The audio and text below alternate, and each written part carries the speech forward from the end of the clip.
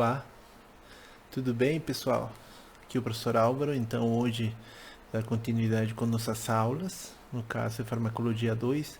Hoje estaremos falando sobre, no caso, um tipo específico de medicamentos que atinge o sistema nervoso central. Basicamente, eles tratam convulsões, né? Nós tínhamos falado no início das nossas aulas que esses medicamentos que tratam sistema nervoso central, elas trabalham com vários, melhorando, no caso, vários tipos de doenças. Nós tínhamos falado doenças neurodegenerativas, Parkinson, Alzheimer, já falamos também da depressão, também antidepressivos, também falamos sobre antipsicóticos, que estão hoje muito em dia, no caso, sendo bastante adquiridos. Então, nós falamos sobre isso. Hoje, nós vamos falar também sobre medicamentos anticonvulsivantes, ou também chamados antiepilépticos. O nome mais geral é anticonvulsivante, porque vai atingir o que? É uma convulsão, vai evitar isso. Mas para isso, entender, temos que saber, no caso, quais são a terminologia utilizada, porque às vezes pode gerar muita confusão, porque nem toda convulsão vai ser uma epilepsia. Agora, toda epilepsia produz convulsões, tá? Isso fiquem bem em claro. No caso, nós vamos a falar sobre términos especiais. No caso, o primeiro deles é a crise epiléptica, né? Também ou mais conhecido como convulsão. A convulsão é o nome correto, né? E ele é uma alteração transitória, ou seja, é uma alteração que é rápido, passa rápido, dependendo o grau, né? Se for uma epilepsia, mas uma alteração transitória do comportamento decorrente do disparo rítmico, sincrônico e desordenado de populações de neurônios cerebrais. Isso tem muito a ver com os efeitos de polarização e despolarização dos neurônios, que é como se fosse uma rede, é como uma rede elétrica na qual a energia vai passando. Se você tiver um problema em alguma parte de algum dos cabos, vai provocar que um desajuste. Então isso normalmente pode desenvolver uma convulsão, tá? Assim falando de uma maneira metafórica, mas o conceito de convulsão é isso, uma alteração transitória, provocada, obviamente desordenada, no caso, né? Provocado por problemas nas populações cerebrais, neurônios. Outro termo também bastante conhecido, né? No caso é a epilepsia. Aí já estamos falando de uma doença, no caso um distúrbio da função cerebral, né? Que é caracterizado pelas crises epilépticas. E o que são as crises epilépticas? As crises epilépticas, elas já são distúrbios epilépticos que caracterizados por sinais e sintomas que podem aparecer em conjunto normalmente, né? E isso já nós vamos saber daqui a pouco quais são esses sinais e esses sintomas, e falar sobre os medicamentos que estão hoje no mercado para tratar essa epilepsia no caso. A epilepsia, pessoal, ela é no caso, uma doença que crônica, né? No caso, que ela é uma doença que incapacita as pessoas, dependendo do grau, nós vamos ver isso. Ela geralmente, até só para lembrar, quando a gente estava falando de convulsões, 10% da população do mundo ele já teve algum tipo de convulsão ou vai ter algum tipo de convulsão durante a vida da pessoa, tá? Esses são dados estadísticos. Agora, falando de epilepsia é o que? Um transtorno neurológico crônico, uma doença crônica que atinge 0,5 a 1% da população, tá? Isso não é do mundo, estamos falando do mundo, né? E obviamente vai ter a presença de crises súbitas e espontâneas, no caso, como tínhamos falado, associadas por problemas nas populações neuronais do cérebro. Aí temos que especificar uma coisa interessante, né? Que até coloquei em vermelho, que o sítio de descarga e sua extensão são fatores determinantes da sintomatologia clínica apresentada. Ou seja, que o tipo de epilepsia, porque tem vários tipos, isso vai ser importante para você para observar tanto a sintomatologia e com isso você poder escolher ou observar ou saber, né, os tratamentos farmacológicos presentes. que normalmente quase 80% dos pacientes eles respondem a um medicamento antipiléptico, anticonvulsão, anticonvulsivante, né, no caso. Essa epilepsia, assim, para falar, ela varia com uma perda da consciência, né, no caso, por poucos segundos, até crises generalizadas, prolongadas, que demoram muito tempo. Então, normalmente a gente está falando que normalmente nós vemos são crises rápidas, que duram no máximo até 1 minuto, dependendo do caso. Como tínhamos falado, uma doença crônica, no caso, caracterizada por ataques epilépticos recorrentes ou crises epilépticas, tá? A incidência da epilepsia, no caso, ela vai variar dependendo da idade, a raça, o tipo de síndrome epiléptica, que nós vamos falar também, e a condição socioeconômica presente. Só para especificar que quando esse indivíduo, a pessoa que está apresentando convulsão, ela apresenta 2 crises epilépticas em um intervalo de 24 horas, nós podemos já falar que ela é um paciente que tem epilepsia. Obviamente tem os exames para validar mais o diagnóstico, mas normalmente tem se visto muito isso. As causas prováveis dessa epilepsia são várias, no caso, e geralmente estão associadas a outro tipo de doenças, no caso. Um problema, distúrbios circulatórios, como no caso um infarto cerebral, pode ser um tumor, pode ser uma infecção também provocada por qualquer tipo de micro-organismo, um trauma, como nós vamos observar, uma doença degenerativa.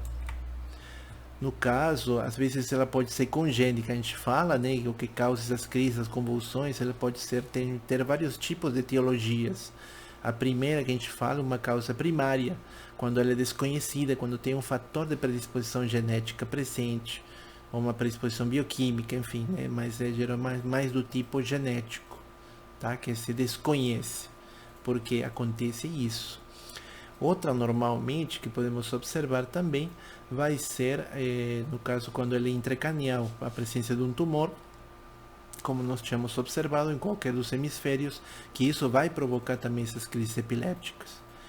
Também pode ser um infarto, hemorragia cerebral presente, aí também tem várias causas presentes. Então a epilepsia ele pode ser também decorrente de outro tipo de doença ou de traumatismo, se for isso estamos falando da parte intracraniana, né?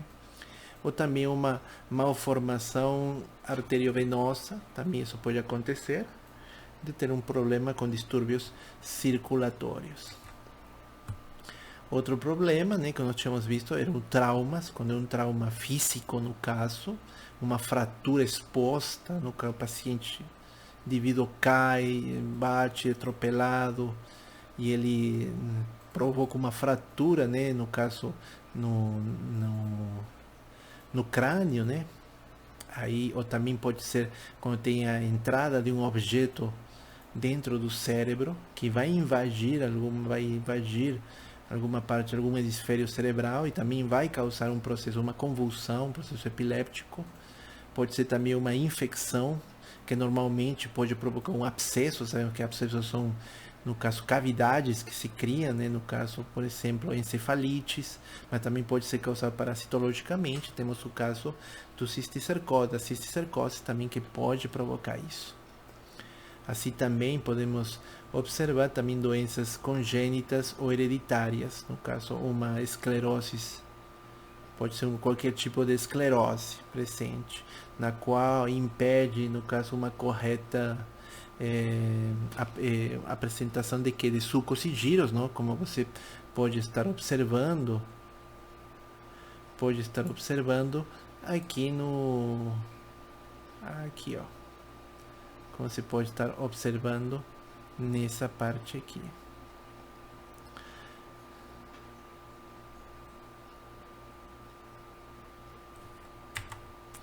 Já quando ela é extracraniana, né, aí já fora do crânio, então já envolvem outros tipos de causas. Ela pode ser metabólica, ela pode ser por causa de eletrólitos, pode ser bioquímica, pode ser erros no nascimento, né, de nascença ou no metabolismo, Pode ser provocado também essas convulsões por uma anóxia, né? Uma falta de oxigênio, no caso no cérebro, uma hipoglicemia, uma queda de glicose também, drogas, alguns tipos de drogas podem provocar isso. No caso também, álcool também pode provocar essas convulsões. Essas crises epilépticas, elas vão estar divididas assim, em crises parciais e crises generalizadas. As crises parciais começam focalmente numa área do córtex cerebral, né? Lembrando que o córtex é a parte mais externa do cérebro. E as crises generalizadas, né, já envolvem ambos os hemisférios difusamente, né, em qualquer parte, desde o início da crise epiléptica, tá? Então as parciais, uma região, uma parte do cérebro. Já as generalizadas envolvem ambos hemisférios. Assim também podemos falar que dentro das parciais, no caso, dentro das parciais dentro das parciais, né, vamos ter também as simples, as complexas e aquelas com crise generalizada secundária. Nesse caso dessas três, né, observamos que nas simples tem uma preservação de consciência, que é uma coisa importante. Então, as manifestações que ela vai possuir, né, vai estar determinadas pela região do córtex na qual foi ativado pela crise, né? Então, no córtex temos várias regiões, né? Vai ter uma duração de 20 a 60 segundos, né? Uma crise simples. Geralmente, a maioria das pessoas, elas podem ter geralmente esse tipo de crise parcial do tipo simples. Já as complexas têm um maior comprometimento da consciência, que não acontecia com as simples. Tem movimentos despropositados, né, no caso, sem sentido nenhum, contorção das mãos, né, tem essa contorção das mãos forte, né, então a musculatura esquelética ela se vê perde, né, essa parte voluntariada que tem, né, e tem uma duração de 30 segundos até 2 minutos, já vai aumentando. E aquelas que têm crises generalizada secundária, ela tem um início parcial que evolui para uma próxima, que nós vamos falar, uma crise tônico-clônica, que dura de 1 minuto a 2 minutos. E ela tende, né, a ser maior, porque ela vai evoluir para outro tipo, no caso de crise epiléptica.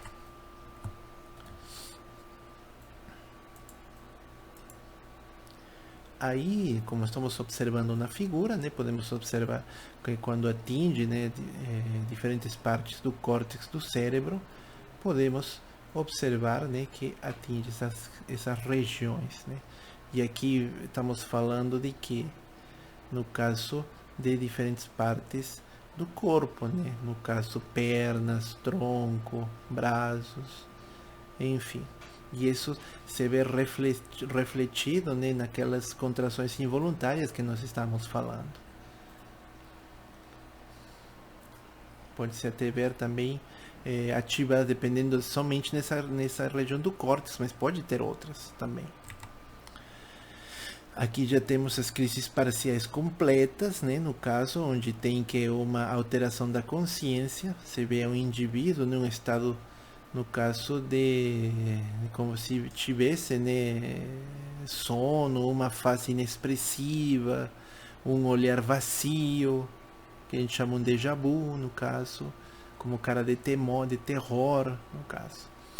Assim também podemos observar, né, em outros tipos de pacientes que pode ter fenômenos psicomotores, no caso, né, movimentos de mastigação sem nenhum tipo de nexo, no caso, umedecimento dos lábios do nada, e enfim, também problemas de alucinações auditivas, né? Escuta alguma coisa que não está acontecendo, e alucinações também, no caso, olfativas. Ela sente que está tirando alguma coisa, mas não existe isso.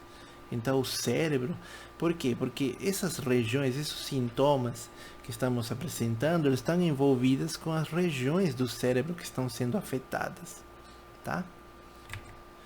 Agora das generalizadas, no caso essas crises epilépticas generalizadas, a gente tem aquela que é generalizada por ausência, a gente chama, que é um início assim do nada, é um início abrupto e tem perda de consciência. Aqui a gente está falando, né, que tem perda de consciência, né, e ela vai de 5 a 30 segundos. Aí tem isso associado a um olhar fixo, a interrupção das atividades normais, né? No caso, temos as mioclônicas também, que tem uma contração breve, semelhante a choques durante 1 a 5 segundos, por isso se chama mioclônicas, né? Tá falando, envolve a musculatura. Aí vamos ter também as tônico-clônicas, que além da perda da consciência, tem períodos de contrações persistentes, ou contração da musculatura, no caso, músculo esquelética, no caso presente em braços, em pernas, e seguido por períodos de contração alternada, com períodos de relaxamento de 1 a 2 minutos presentes. Observamos, né, nas convulsões, quando tem essa ausência, observe uma pessoa normal, e quando, no caso, né, aqui na figura do seu lado esquerdo, na pessoa normal, sem a crise, e aquela quando recebe a crise e tem essas convulsões. E no outro lado, né, você percebe, não tem a convulsão, que é essa movimentação abrupta, simplesmente tem uma perda no caso das movimentações presentes. Aqui nas convulsivas, né, aí tem, no caso, estamos falando, né, já daquelas que provocam, né, uma contração e um relaxamento da musculatura. Aqui também, novamente, observamos essa é a fase tônica, no caso presente. Pode ter presente cianoses também no rosto do paciente. Pode ter também mijar, ele tem uma incontinência urinária presente.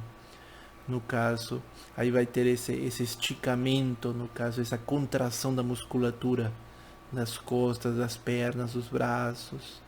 Agora, quando ela faz por uma fase tônico-clônica, já tem o que? A movimentação entre relaxamento e contração dessa musculatura. Além do mais, dentro de todas essas crises epilépticas que estamos falando, temos uma que é bem diferente, que é especial, até podemos falar, que a gente chama estado de mal epiléptico.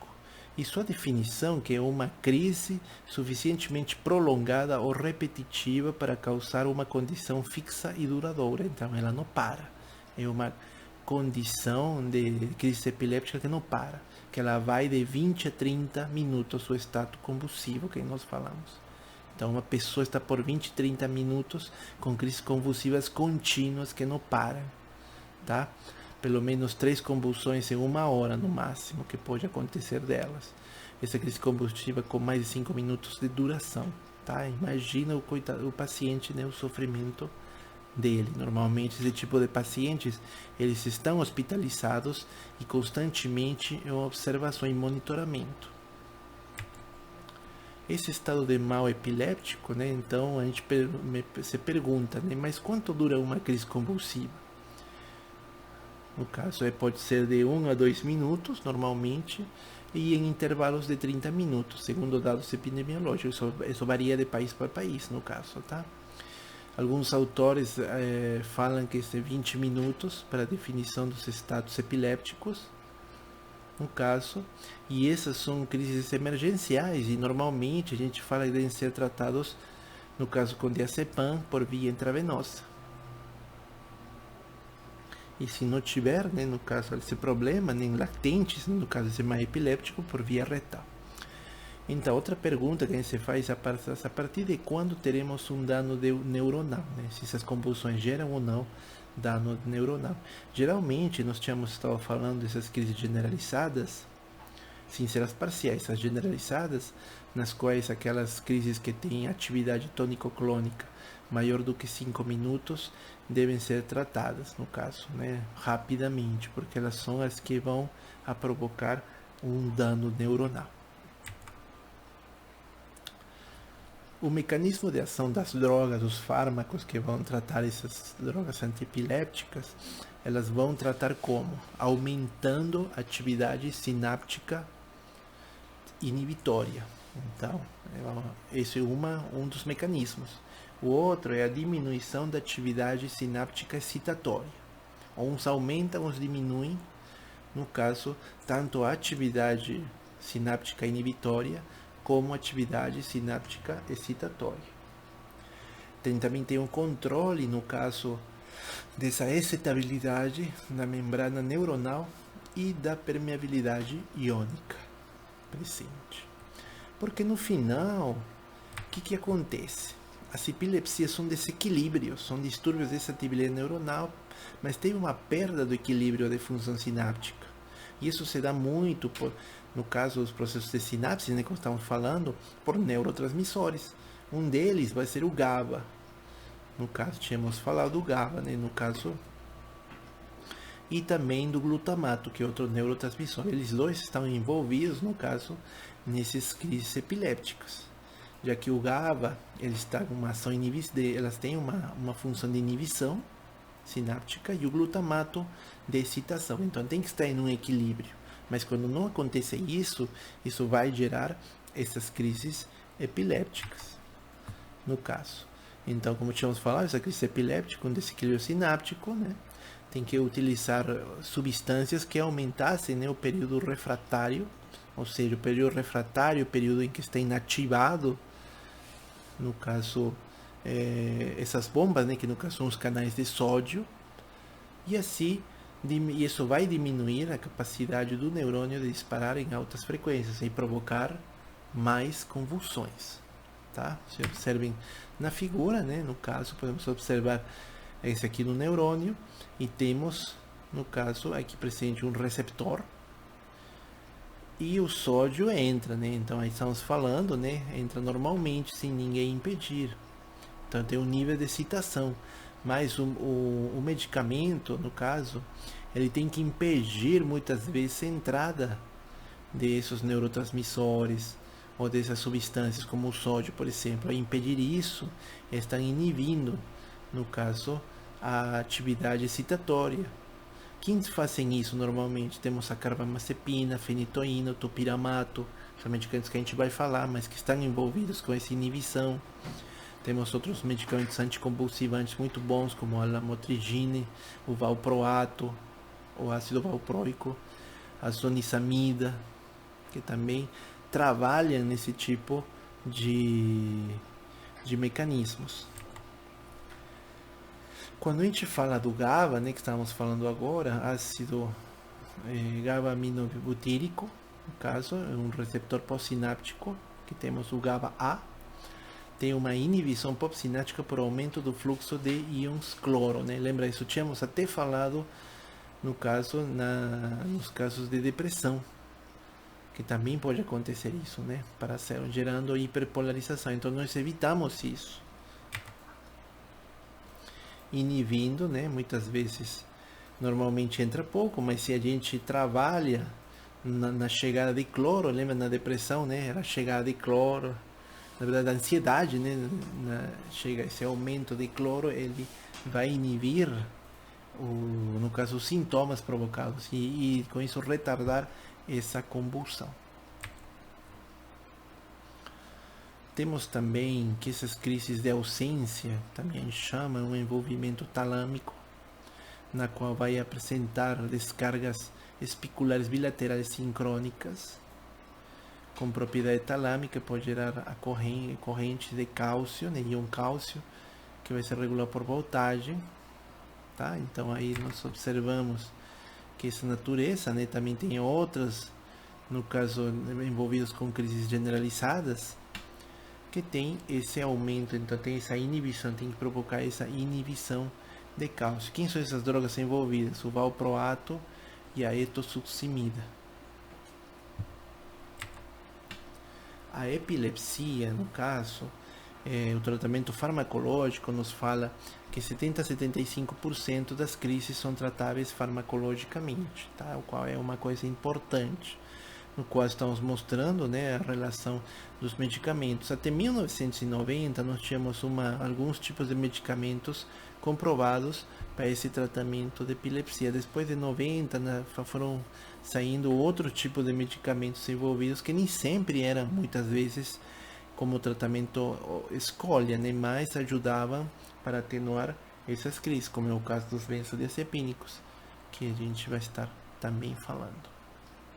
O tratamento medicamentoso que nós vamos falar, ele compreende alguns objetivos. O principal é eliminar as convulsões, diminuir esse grau de convulsões, reduzir a frequência o máximo possível, se não for o caso de eliminar, e evitar, no caso, os terríveis efeitos adversos associados ao uso prolongado desses medicamentos, porque tem também bastante interação e os efeitos adversos podem ser perigosos. Ajudar o paciente a manter ou restaurar seu estilo de vida, que, como eu falei, a epilepsia é uma doença crônica que provoca incapacidade das pessoas para trabalhar muitas vezes.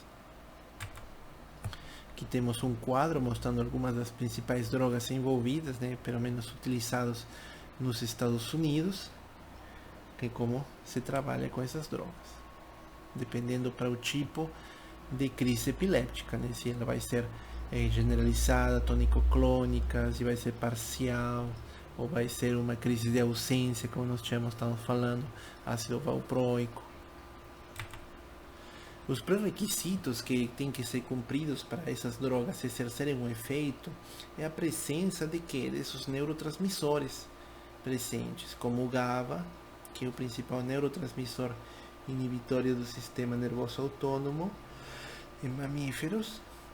Ele tem uma subunidade que é o GABA-A, que é um receptor do GABA, que ao ser ativado permite o influxo de cloro, íons cloreto, pela membrana celular, o que provoca, né, essa retirada ou esse equilíbrio, no caso, para evitar as convulsões provocadas pela epilepsia.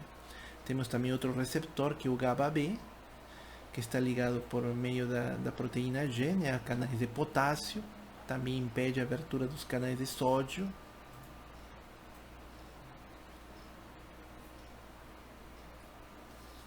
E do glutamato, que é um importante neurotransmissor excitatório, no caso do sistema nervoso autônomo de vertebrados. Nessa figura nós podemos observar a ação, como é essa ação, né? No caso nós tínhamos falado que eles vão trabalhar por diversos, no caso, receptores. Um deles é os receptores dos canais de cálcio. Vamos ter os receptores GABA-A presentes, né? Pode ver os receptores GABA-A, aqui os canais de cálcio. Aqui podemos observar as bombas, no caso de sódio, os canais de sódio presentes, e o receptor NMDA, tá? Estão presentes. Eles trabalham nas drogas, né, no caso, como estamos observando aqui. No caso, esses que observamos, no caso aqui, né, a fenitoína, um exemplo claro. Os efeitos adversos presentes, no caso, que provocam esses efeitos, esses medicamentos anticonvulsivantes, eles vão ser náuseas e vômitos, já que mexe muito. Alguns deles trabalham bastante com, embora levemente, né, com trato gastrointestinal, sedação e sonolência, quando estamos falando dos benzodiazepínicos, ataxia, né, no caso aquela movimentação, eritemas, problemas cutâneos, hiponatremia, baixas concentrações de sódio devido ao que? Ao fechamento, no caso das bombas de sódio e potássio, um ganho de massa corporal, aumento de peso. Algumas dessas drogas podem provocar também nas gestantes teratogenicidade e provocam também osteoporose, tá? Então tem bastante cuidado com esses efeitos adversos. As classes de medicamentos que vamos ver de forma geral são as hidantoínas, os barbitúricos, imunoestilbenos, succinimidas, o ácido valproico, os benzodiazepínicos e outros tipos de anticonvulsivantes. A gente vai destacar aqueles que são os novos, né, e que são mais utilizados. Não que nem nós todos são, mas alguns são mais utilizados do que outros. Isso depende, né, como tínhamos falado no início, do tipo, no caso da incidência, né, se em raça, etnia, presentes.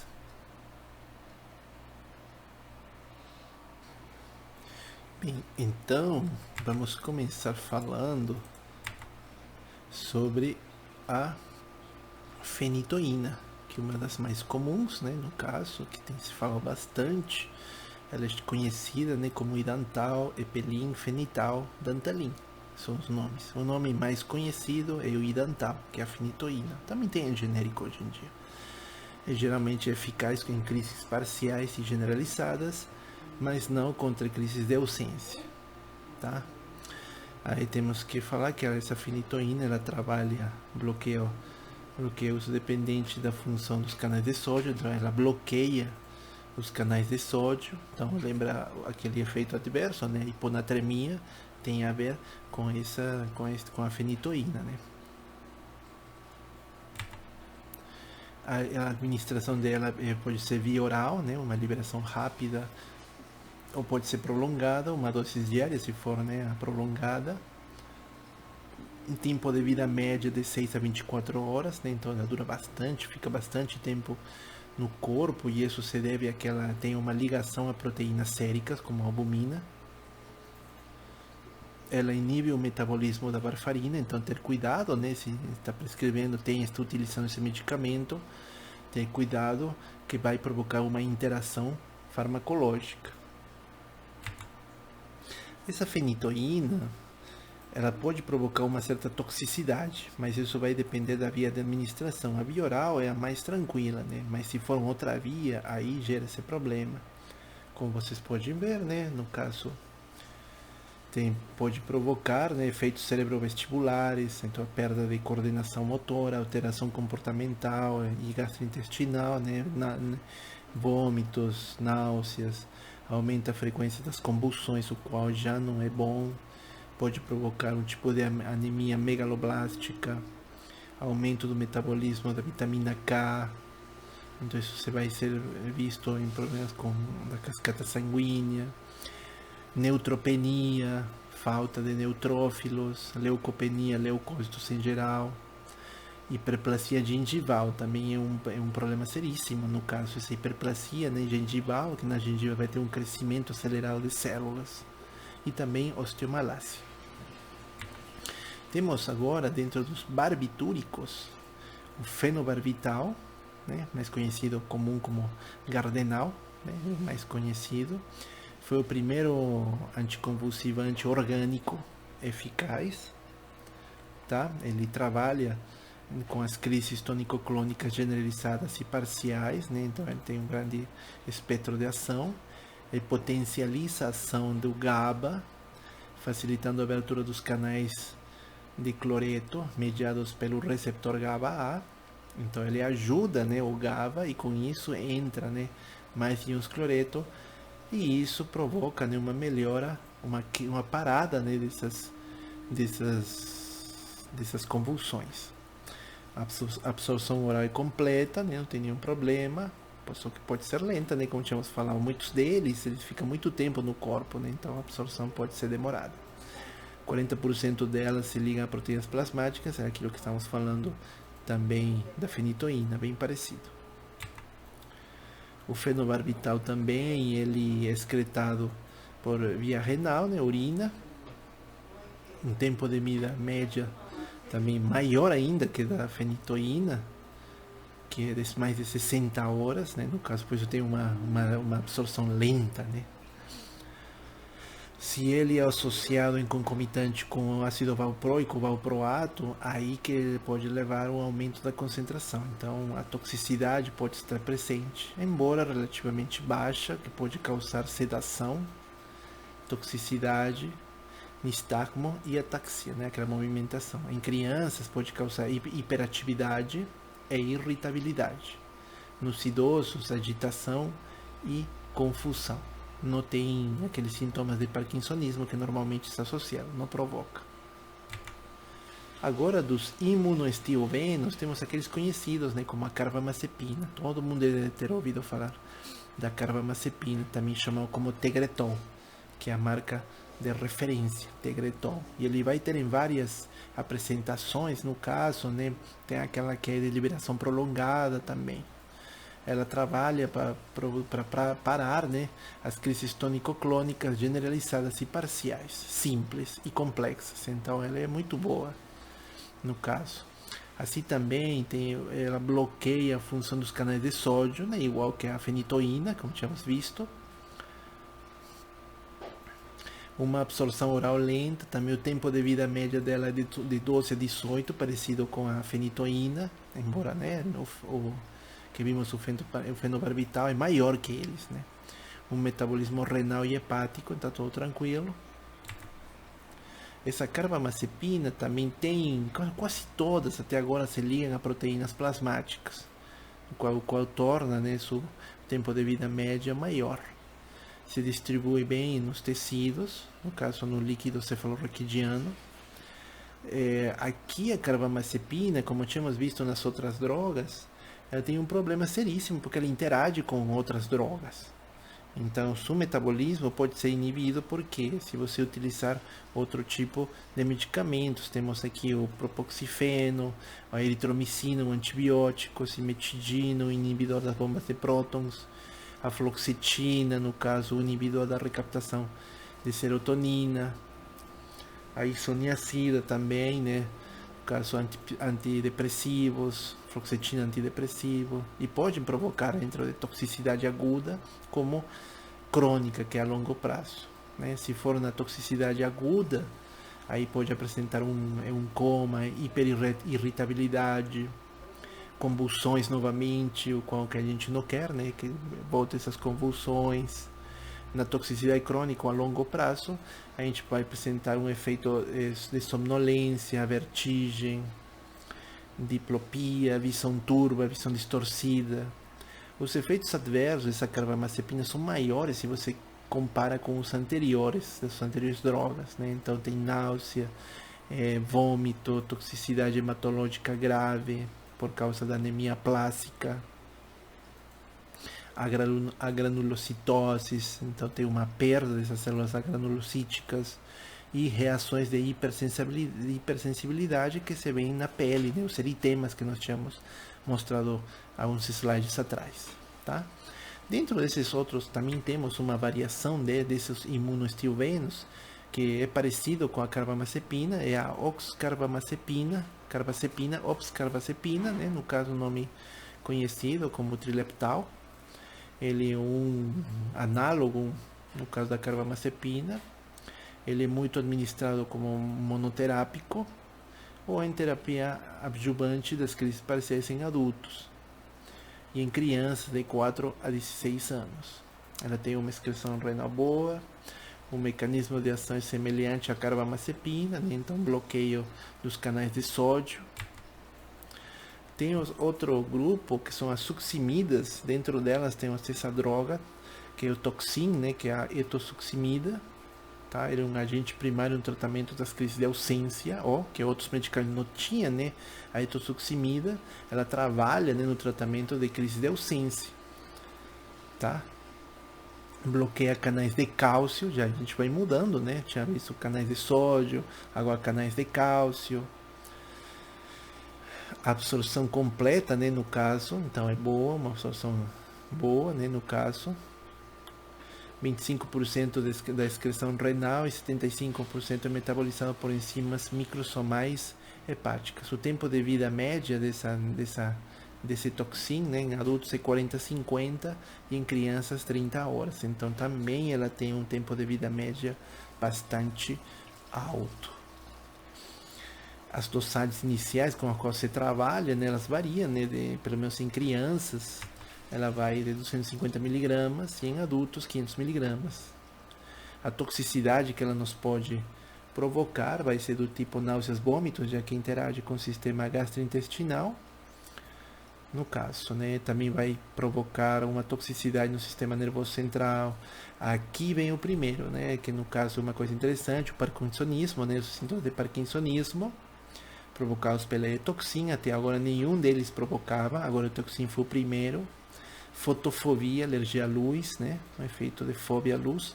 Efeitos comportamentais, reações cutâneas, eritemas, no caso pancitopenia, né? Leucopenia, falta de leucócitos, eosinofilia. O ácido valproico, valproato, né, como se queira chamar, que na verdade é uma prodroga, é um profármaco. Não sei se você se lembra, profármacos eram medicamentos que entravam inativados e quando eram metabolizados no fígado, eles eram ativados pelo corpo e começavam a exercer seu efeito. Então esse ácido valproico vai ser transformado na sua forma ativa, que é o valproato, tá? Isso vai acontecer na mucosa do trato gastrointestinal, tá? Ele é conhecido também, esse ácido valproico, que é a forma inativa, como Torval, Epelenil, Depacon, Lave. Ele é indicado para crises de ausência também, igual que o etoxin, para mioclônicas parciais e tônico-clônicas. Então ele é muito excelente também, esse medicamento. Ele vai aumentar o GABA, aumento do neurotransmissor no cérebro, e vai inibir a enzima que quebra a GABA, os GABAs, que é o GABA transaminase. Isso é conhecido, né, gente? Porque já falamos de outras enzimas que quebram alguns neurotransmissores, né? Acetilcolinesterase, monoaminoxidase, né? E hoje estamos conhecendo mais um, que é o GABA transaminase, tá? É absorvido rapidamente, né, e completamente por via oral. Todos eles são bastante bons. O tempo de vida média dela é bem menor comparado com os anteriores. É o menor de todos que tem vida média, né, de 12 a 15 horas, esse ácido valproico. Se você associar com outro medicamento, ela diminui mais esse tempo de vida média, porque ela interage, né, e termina por ter um tempo de vida média menor. A dose diária, né, 15 mg por quilograma, né, e um máximo de 60 mg. Ela é relativamente livre de efeitos indesejáveis, de todas as que vimos, né, a que tem menor. Ou seja, não é que não tenha, senão a incidência e o problema que você tiver é bem menor comparado com os outros, tá? Então, tem do tipo gastrointestinais, né, náuseas, vômitos, sistema nervoso central também, exantemas, no caso na pele, né, alopecia, queda de cabelo, aumento do apetite, né, a massa corporal, aumentam as transaminases hepáticas. Temos agora uns que já falamos deles, que são os benzodiazepínicos, no caso. Os benzodiazepínicos, eles potencializam a ação do GABA, também outro, né, igual que o ácido valproico, facilitando a abertura dos canais de cloro, né, íons cloreto, mediados pelo receptor GABA-A. Então, temos dentro deles o diazepam, mais conhecido como Valium, né, o nome comercial, só que esse diazepam vai ser administrado por via endovenosa, não por via oral, tá? Quando nós tínhamos falado de ansiolíticos, e no caso, nós tínhamos falado que ele por via oral, mas aqui não, aqui é endovenoso, tá? Ela é mais utilizada por estado de mal epiléptico, né, como nós tínhamos falado, né, no estado de emergência. O único problema é que ele tem uma curta duração de ação, né? O tempo de vida média dela, sabemos que é um tempo curto, mas para ser eliminado ele demora 48 horas, tá? Então demora bastante. Não é útil como agente oral, né, no tratamento de distúrbios epilépticos, somente pansiolíticos, tá? Temos outro parente do diazepam, outro benzodiazepínico, que é o clonazepam, também conhecido como Rivotril, né, no caso. Ele vai trabalhar bloqueando, no caso, crises de ausência e mioclônicas em crianças, tá? Esse é um dos primeiros utilizados em crianças. O metabolismo dele, né, se dá por redução do grupo nitrito para prevenir derivados citiamino inativos. Isso aqui tem mais a ver com que durante o metabolismo, farmacocineticamente falando, que ele vai para evitar que provoque toxicidade, tá? Tempo de vida média dela é 24 horas, no caso, pode provocar tolerância se ele for administrado entre 1 a 6 meses de uso contínuo, tá? Isso é uma coisa importante. Ele provoca sonolência, letargia, lentidão, disartria, hipotonia, tontura, no caso. Pode provocar uma incoordenação motora, muscular e ataxia, às vezes exigem suspensão do fármaco. Esses dois tipos no caso de fenômenos, podem provocar a suspensão do fármaco desse clonazepam. O desmame, né, rápido desse medicamento, ou suspensão abrupta, pode precipitar o estado de mal epiléptico, então vai ter um efeito rebote. O lorazepam também, mesma coisa, é bem parecido com o clonazepam.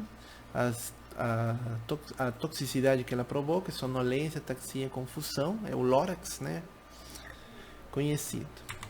Dentro dos outros anticonvulsivantes, e que são novos, né, novos anticonvulsivantes, temos a gabapentina, o Neurontin, né, no caso, o gabaneurin ou gamibetal também, né, um novo, né, uma molécula de GABA ligada a um anel ciclohexano lipofílico, que torna a ela, né, já maior absorção, né, ao ser lipofílica, isso torna ela lipossolúvel, e ela atravessa rapidamente a barreira hematoencefálica. Por isso que ela é nova, porque ela é uma nova invenção. Tá? Então ela não precisa mais se ligar a proteínas plasmáticas. Tá? Esse efeito agonista do receptor GABA-A e de secreção não vesiculosa do GABA por mecanismos que ainda são incompreendidos. A gabapentina é absorvida após administração oral, né? E excretada inalterada na urina, né? O tempo de vida média também é curto, é baixo, de 5 a 9 horas, é bem menor que dos outros que nós tínhamos falado.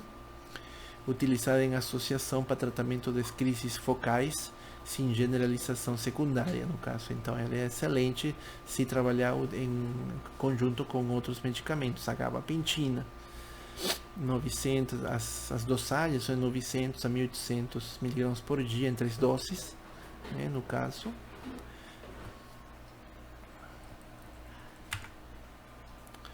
Outro também, bem conhecido, novo também, anticonvulsivante, é a lamotrigina, né, também chamado de Lamotril, né. Ela retarda a recuperação da inativação dos canais de sódio recombinantes, tá? Então, ele é novo porque ele diminui, ele retarda, né, dos canais que eles voltem a se fechar. Então, os outros que nós tínhamos falado, né, eles bloqueiam. Esse aqui demora, ele ajuda, além de que bloqueia, ele vai retardar a recuperação da inativação dos canais de sódio, tá? Esse é a lamotrigina. Eficaz num espectro mais amplo das crises epilépticas do que a fenitoína e a carbamazepina. Então ele é bem melhor comparado com a carbamazepina e a fenitoína, né? Totalmente absorvida no TGI, trato gastrointestinal. A meia-vida plasmática dela é alta, altíssima, né? 20 a 35 horas. Ela pode ser dada por único medicamento monoterápico, né? Ou também pode ser um adjuvante terapêutico em crises tônico-clônicas e focais secundariamente generalizadas. Os efeitos adversos que essa lamotrigina ou lamotril provoca é ataxia, quase todos provocam isso, vertigem, diplopia e náuseas. Outro novo que temos desses três, também tem o felbamato, o taloxa, que ele é novo. Só que ele foi suspenso pela FDA e laboratório responsável pela associação com anemia plástica. Tá? E outro novo também, a tiagabina. A tiagabina, ou gabitril, é o inibidor da recaptação de GABA no caso, pelo gabitril, né, que é a molécula ativa. Inibe crises parciais e tônico-clônicas. Tem o levetiracetam, o Keppra também.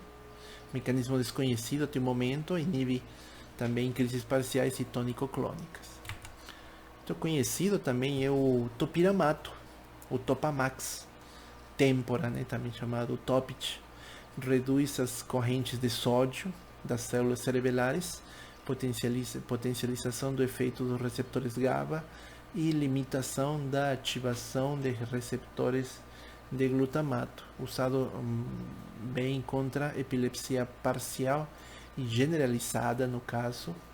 Evidências têm apontado eficácia contra espasmos infantis, no caso em convulsões em crianças.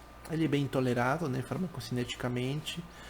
O único que pode apresentar é fadiga, né, sonolência, perda ponderal e nervosismo que pode provocar. A sonisamida, né, no caso, a sonisamida ela é boa, indicada para crises parciais e refratárias. Ela não pode ser dada como um único medicamento, já que sozinha ela não consegue, no caso, exercer o efeito por si só. Ela inibe os canais de cálcio, né? As correntes dos canais de cálcio, tá? E inativa os canais de sódio. Então ela trabalha por dois mecanismos, inibindo as correntes dos canais de cálcio e de sódio. Geralmente bem tolerada, provoca sonolência, ataxia, anorexia, né? Falta de apetite, nervosismo e fadiga.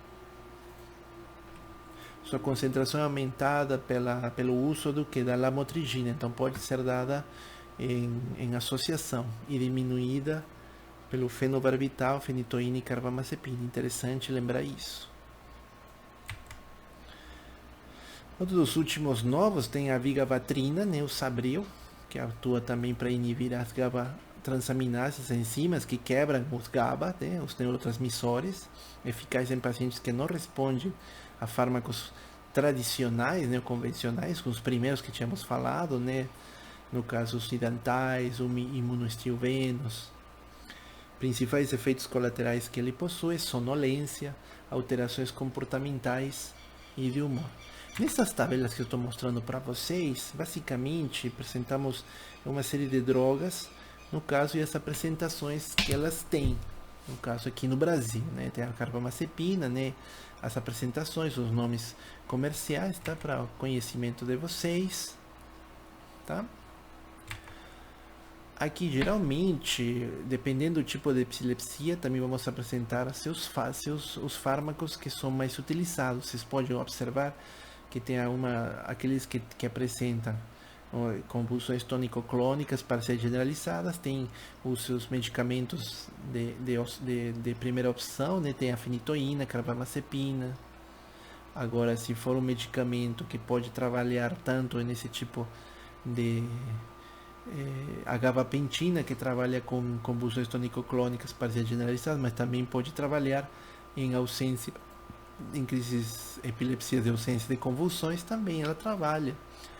Um dos melhores, então, seria o valproato, né, o ácido valproico, e a lamotrigina, que eles interagem tanto em convulsões mioclônicas, convulsões tônico-clônicas e em convulsões, né, de ausência, ou em epilepsia por ausência de convulsões presentes. O felbamato entre convulsões tônico-clônicas parciais e convulsões mioclônicas. Tá? Que outros tratamentos se apresentam para essa epilepsia, né? No caso, cirurgia também é uma delas, e dietas cetogênicas também é outra opção. Tem uma recente também, que é a estimulação do nervo vagal, na qual é inserido, né, um chip na qual é estimulado, né, através do nervo vagal, tá? Não tem ainda um mecanismo que como interage isso, né, mas também tem provocado uma melhora nesses pacientes que têm os quadros de epilepsia. Você sabe o que acontece no corpo durante uma convulsão? Geralmente, né, você vai ter diferentes tipos de manifestações. Dentro delas a gente vai ver convulsões dos pés à cabeça, como podemos observar. O paciente fica boquiaberto, ou quando tem essa convulsão dos pés à cabeça, convulsão, né, apresenta manifestações motoras que atingem várias partes do corpo. Na pressão sanguínea, né, as glândulas suprarrenais começam a produzir adrenalina, que é liberada no organismo. Isso provoca um aumento da frequência cardíaca, da pressão arterial e da transpiração. Então, esse paciente que tem no caso, como tínhamos visto, né, uma convulsão, tem um aumento da pressão arterial. Ele fica, né, boquiaberto também, já que a dentição fica rígida, né, e a vítima pode morder a língua até sangrar. tem um agito também presente, dá como um curto, né? Essas crises, no caso, provocam esse tipo de problemas. Outros efeitos, né? No caso, podemos ver a combustão afeta musculaturas envolvidas no ato de fazer xixi, aquilo que nós tínhamos falado, né? Da incontinência urinária. Problema solução, né? O ritmo do diafragma, músculo responsável pela respiração, é afetado pelas contrações e relaxamentos. No entanto, isso pode ajudar no fim da crise. Com a má oxigenação, a atividade elétrica do cérebro tende a diminuir. Tá? Então, essa falta de ar, né, que chega no cérebro também diminui muitas vezes as convulsões. Em outras crises, né, no caso, por exemplo, a crise focal, ou parcial completa, ou crise de ausência focal, né, começa numa parte, foco, né, especializado em uma parte do cérebro e pode se expandir. No caso, dependendo da região, a pessoa sofre alterações sensoriais, manifestações psíquicas ou ações motoras. Não há comprometimento da consciência, ela fica acordada. Aquela que é parcial complexa é uma crise focal, mas com agravamento de ter alteração da consciência. Temos uma crise de ausência também que atinge todo o cérebro. Quais são os 14 principais efeitos da epilepsia, né, que ela vai provocar, no caso, confusão, esquecimento, sonolência, euforias, sinais nos olhos, enfim. Então, pessoal, essa seria a nossa aula sobre farmacologia de anticonvulsivantes. Obrigado, viu, pessoal?